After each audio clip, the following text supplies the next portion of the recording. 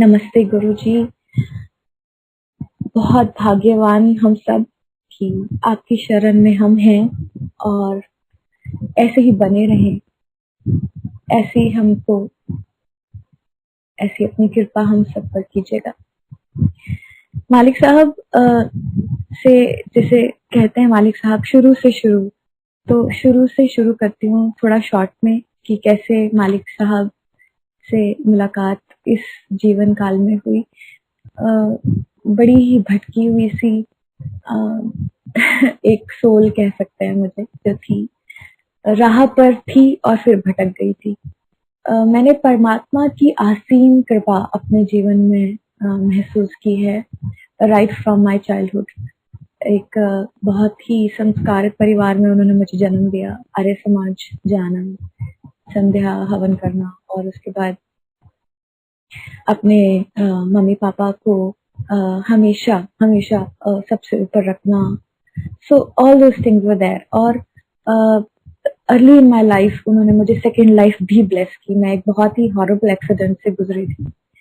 फिर गायत्री में इतना अथाह उन्होंने मुझे विश्वास ब्लेस किया था कि मैंने बहुत उनकी कृपा अपने जीवन में, मेरी जॉब, मेरी लाइफ, मेरे बच्चे, एवरीथिंग। तो लेकिन फिर मैं भटक गई थोड़ा और गुरु की महिमा कभी मैं मानती ही नहीं थी जैसे। तो ऐसे ही मालिक साहब ने मुझे बुलाया, कॉन्स्टेंटली 1 साल बुलाते रहे। और जैसे कहते ना, मुझे ऐसा लगता था कि गुरु नाम की कोई चीज नहीं है। पता नहीं कौन से मैं विचार को लेकर चल रही थी, उसी विचार को उन्होंने ध्वस्त कर दिया। और मैं बड़े मंदिर पहुंची December 31, 2018 को अपने mother in law father in law के साथ। एक्चुअली मेरे हिसाब से मैं उनको लेकर जा रही थी और उनसे कह रही थी एक ही बार जाऊंगी, दोबारा। तो ये स्टेटमेंट मेरे ऊपर ऐसे उलट पड़ी कि मेरी मदर इन लॉ ही हंस पड़ती हैं कभी कभी और कहती है तो कहती थी कभी दोबारा नहीं जाएगी, और मुझे आज बोल दो तो मैं वहां से वापस नहीं आऊंगी। आई थिंक हर संगत का यही विचार होगा कि बड़े मंदिर बुला लो गुरुजी और वहीं मैं बस जाऊं, ऐसे मन की इच्छा होती है सभी की। तो ऐसे मेरे मन में भी भाव है अब। बट उस समय गुरुजी कौन है, क्या है, कहाँ से आए, मुझे कुछ पता नहीं था। और मैं समझती थी जैसे आजकल के गुरु सब एक एक पकड़ के चल रहे हैं, वैसे कुछ हिसाब किताब है। और मैं पहुंची और दिखा गद्दी पे कोई नहीं है, तो मैंने कहा अरे गुरु जी तो है नहीं। तो मम्मा ने कहा ऐसे नहीं बोलते।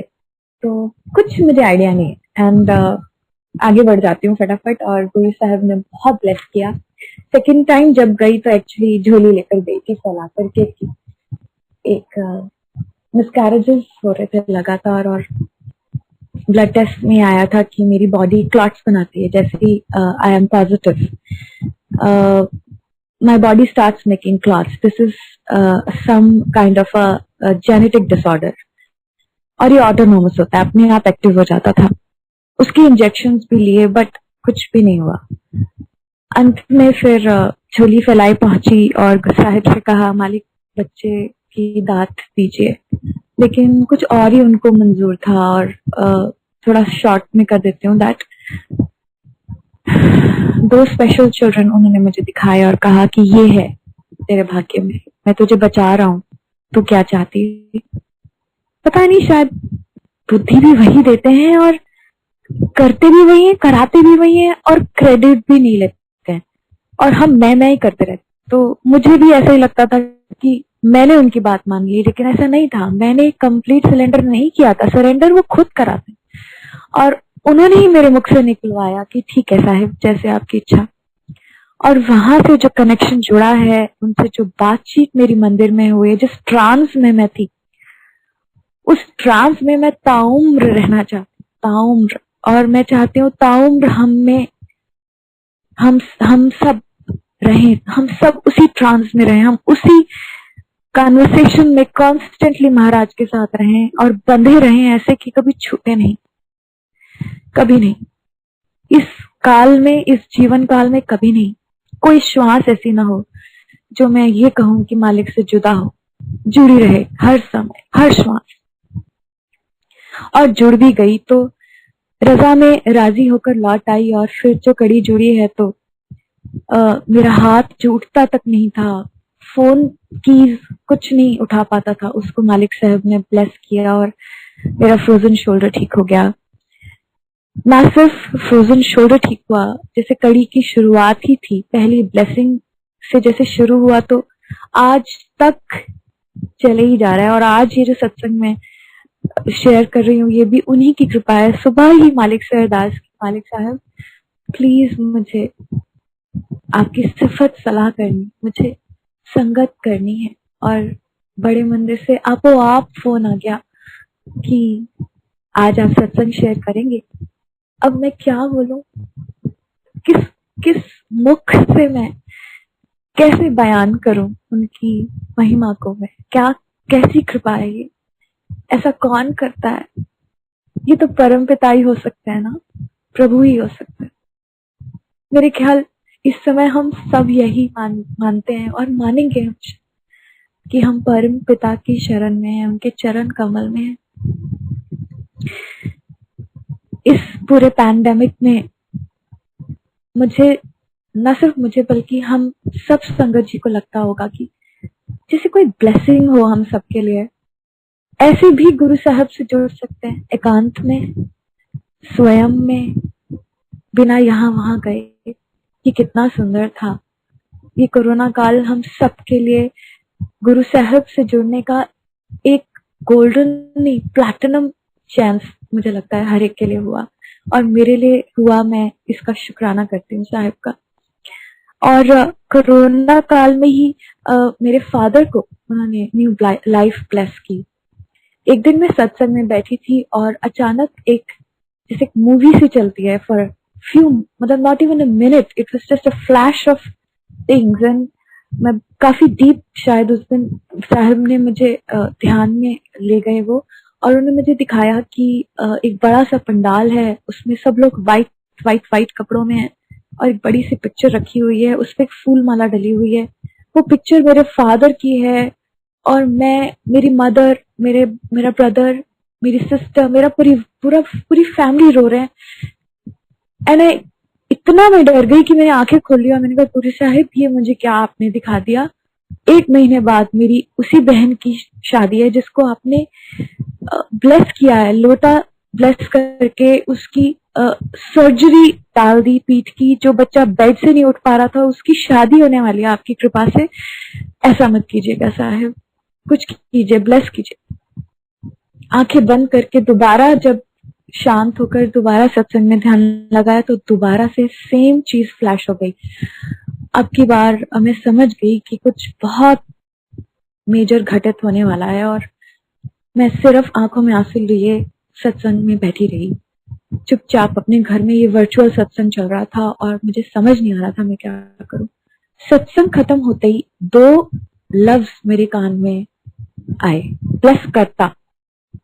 मैंने कहा गुरुजी ब्लेस करता, बस इतना ही मुझे सुनाई दिया। और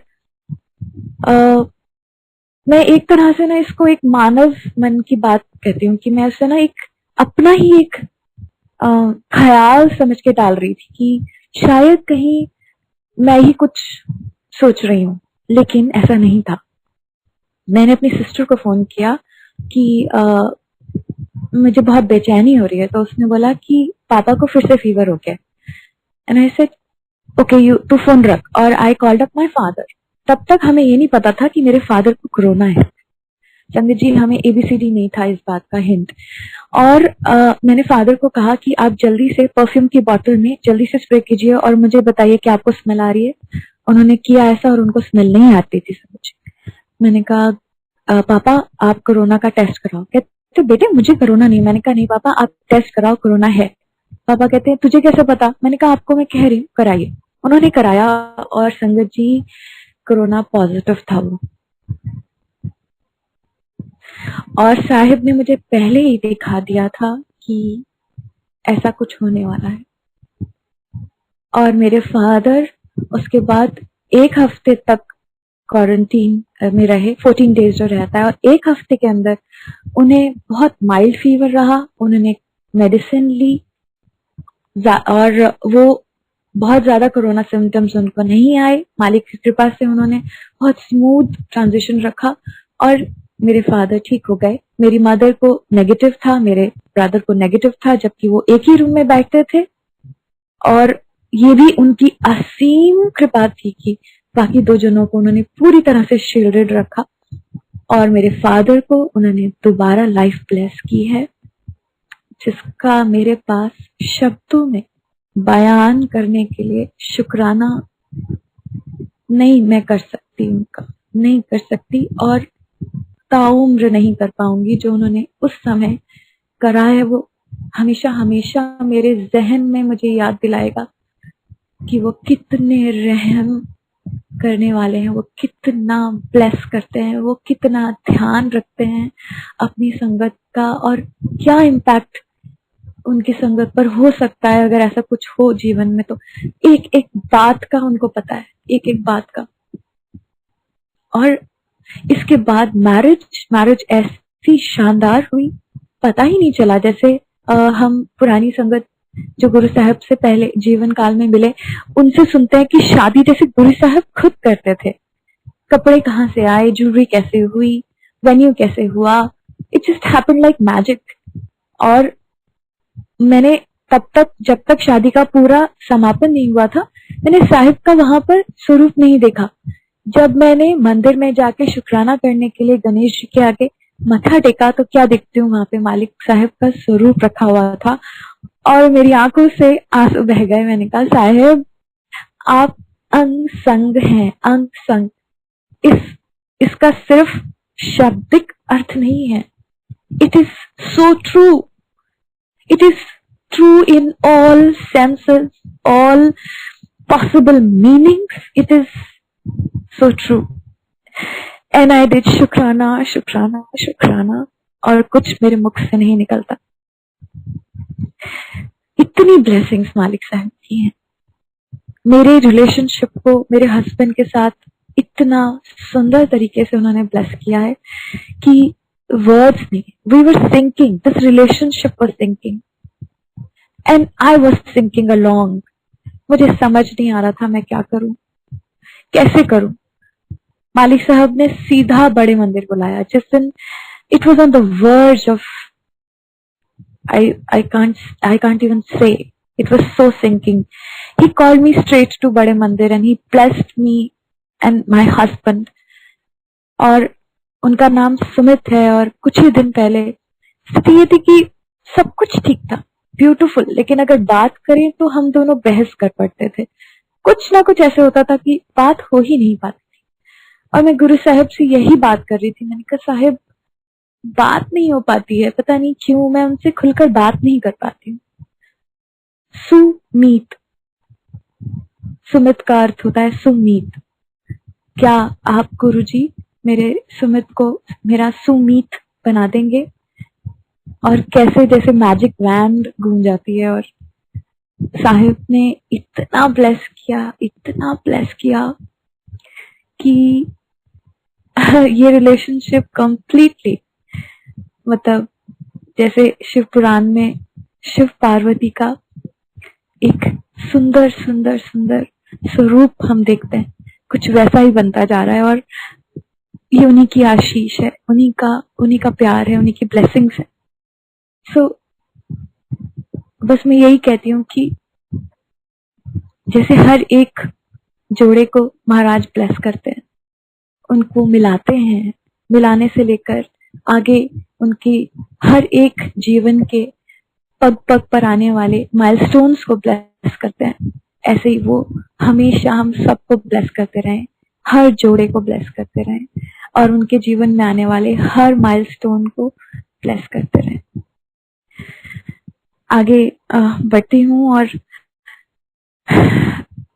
मैं बहुत समय से अपने हस्बैंड को कह रही थी कि उनको अपनी जॉब स्विच कर लेना चाहिए, लेकिन कहीं ना कहीं एक जॉब सिक्योरिटी और इतने साल उस पर्टिकुलर प्रोफाइल को देने के बाद उनको लगता था कि नहीं, there is lot of scope, we can still work on it. But बीच में हम सभी ने देखा था कि बहुत स्लम्प आया और काफी लोगों को अपनी जॉब से निकाल दिया गया। ऐसे ही कुछ सुमित को भी करना पड़ा towards the employees who all were working under him, और काफी सारे उनके अंडर काम करने वाले लोगों को उन्हें ना चाहते हुए भी ऐसा करना पड़ा। तो एक बार एक समय ये थॉट भी आया कि आज ये कर रहे हैं और कल हमारी बारी आई तो क्या होगा। तो कुछ समझ नहीं आ रहा था और हम काफी समय से चाह रहे थे कि सुमित जी अपने फादर को ज्वाइन कर लें इन हिज यूनिट, लेकिन वो ट्रांजिशन नहीं हो पाता था। इतनी जल्दी साहिब ने ये अरदास सुनी और with in meeting Sahib in this life, we just got this transition so smoothly done, not just smoothly done, balki after years of working with e-publishing, my husband who's actually a mechanical engineer, उन्होंने एकदम से daddy को join किया और mechanical engineering का सारा काम जो सालों बाद वो संभाल रहे थे उसको चुटकियों में संभाल लिया, जो अदरवाइज अगर देखा जाए तो पॉसिबल ही नहीं है। It is not possible. एक व्यक्ति जो अप्रोक्सीमेटली 20 इयर्स ई पब्लिशिंग में काम कर रहा है, वो अचानक से अपनी 20 साल पहले करी हुई इंजीनियरिंग को फॉलो अप करके पहुंच गया दोबारा से, विच इज मतलब कम्प्लीटली बहुत डिफिकल्ट है वो करना, क्योंकि जो हम काम करते हैं यूनिट पे वो समझ पाना, एक एक चीज को समझ पाना अपने आप में एक टास्क है। डिटेल में नहीं जाऊंगी, तो इतना ही कह सकती हूँ कि ना सिर्फ गुरुजी ने उनको ये ब्लेस किया कि वो अपनी जॉब ट्रांजिशन को इजीली कर सके, बल्कि मालिक साहब ने उनको ऑफिस में सेटल भी किया। अपनी प्रेजेंस ऐसे शो करी कि बड़े मंदिर से एक बहुत सुंदर मंदिर स्पेसिफिकली उनके ऑफिस के लिए ब्लेस होकर मुझे मिला और वहां पहुंचा अपने आप। मैं वो मंदिर अपने मंदिर में रखना चाहती थी, बट सुबह वो मैंने उनके हाथ में देखा और पूछा ये कहाँ आप लेके जा रहे हैं, तो उन्होंने कहा अपने ऑफिस में। और गुरुजी का स्वरूप वहां पर हो, ये इच्छा मैं 3-4 महीने से साहिब से कह रही थी, साहिब आप अपने आप वहां पे जाना, आप अपने आप वहां पे जाना।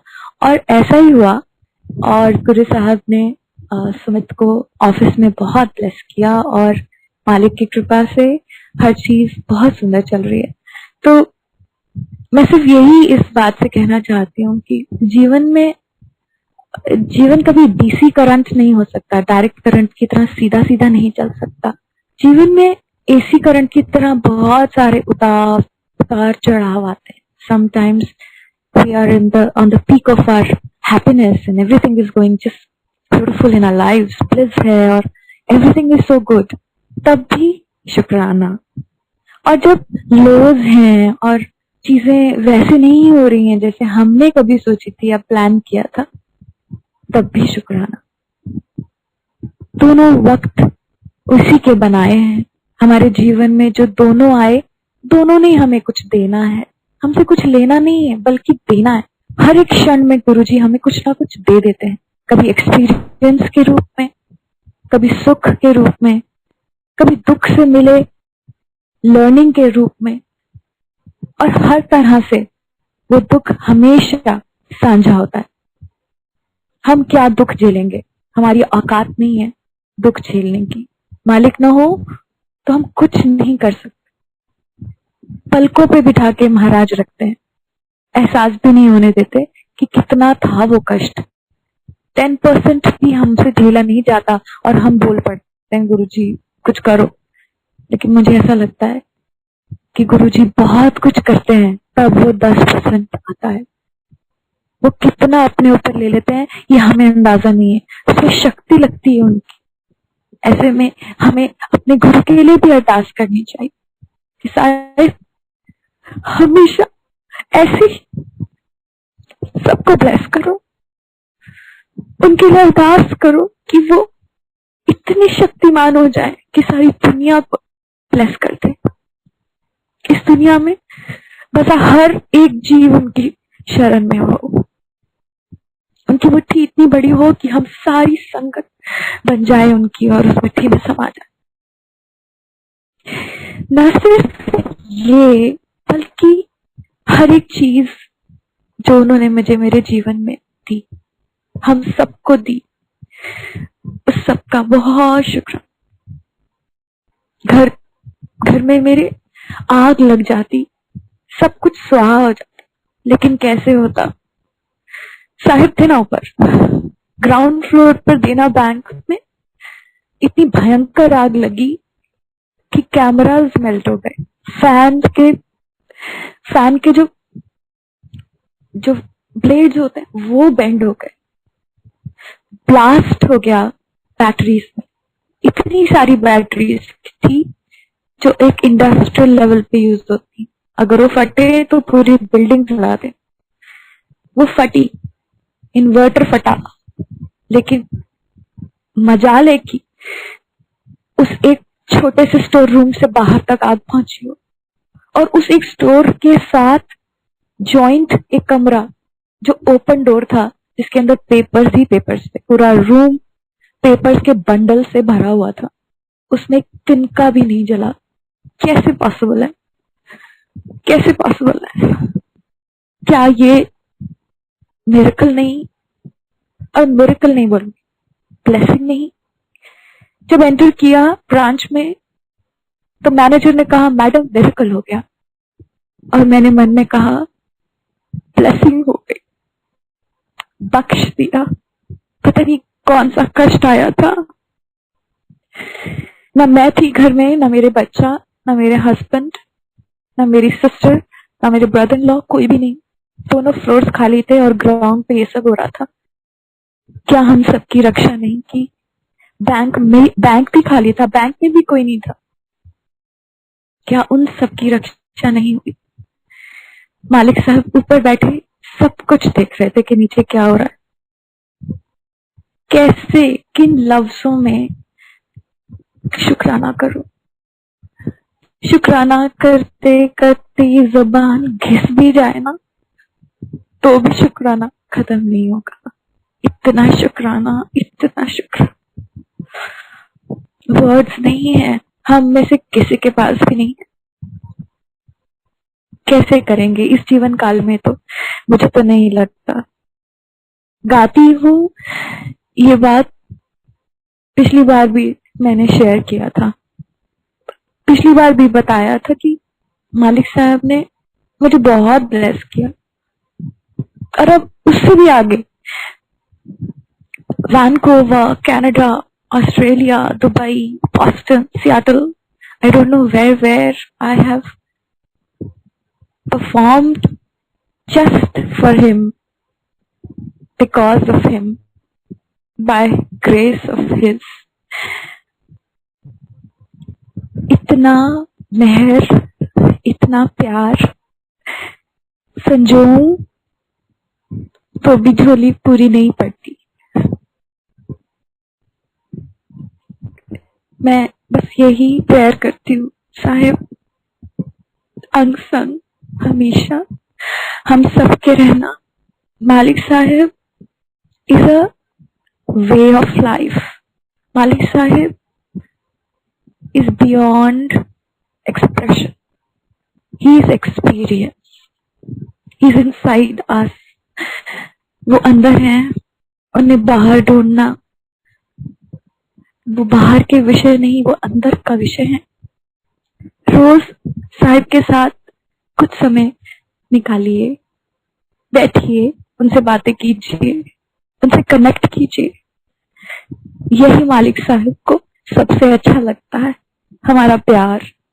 उनको कुछ नहीं दे सकते हम, लेते ही लेते रहते।